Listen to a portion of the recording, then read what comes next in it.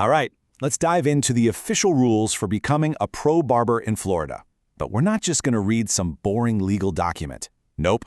We're going to treat this like what it is, a real-life quest. And we're breaking down every single step you need to take straight from the state's official rule book. I mean, have you ever sat in that barber's chair watching them work and thought, hey, I could totally do this? Well, it's more than just being good with a pair of clippers. It's a journey with a really clear path and, of course, a final reward. So what does it actually take to go from just thinking about it to becoming a licensed pro? And that's what we're breaking down today. Don't think of it as a bunch of stuffy legal requirements. Think of it as a quest. A quest with different levels you got to complete, skills you have to master, and yeah, a final challenge you have to overcome. And just like any good quest, this one has an official rulebook. So, first things first, your quest doesn't just start when you feel like it. It officially begins the moment you apply. See, you can't just pick up some clippers and open up shop. You have to tell the state, hey, I'm doing this. That is the very first official step on your path. And what's the whole point of this quest? It's all about licensure.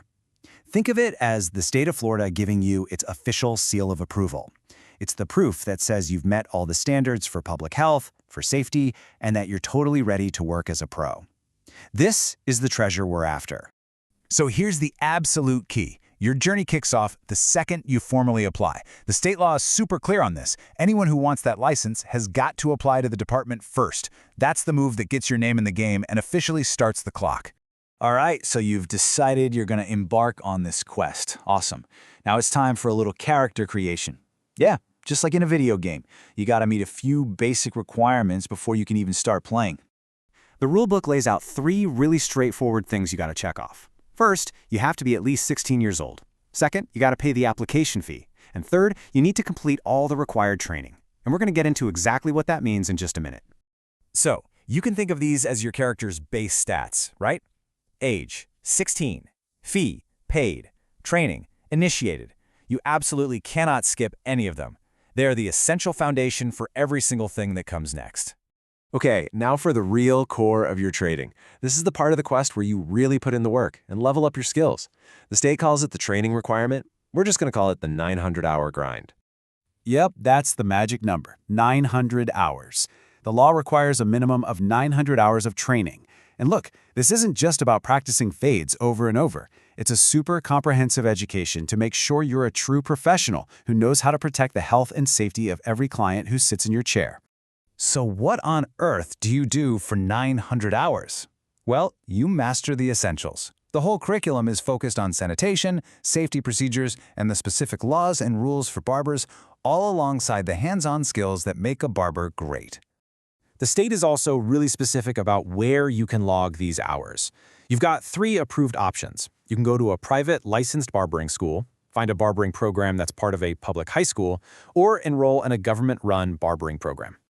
Okay, you've put in the hours, you've sharpened your craft, and now it's time to face your first major challenge. We're talking about the licensure examination. This is the big boss battle at the end of your training level. But here's where things get really interesting. There's a unique strategic choice you can make. See, the law actually gives you an early access path. That means you don't necessarily have to wait until you've finished all 900 hours to take on the big exam. So, here are your 2 options. The standard path is simple. You finish your 900 hours, then you take the exam. Easy enough.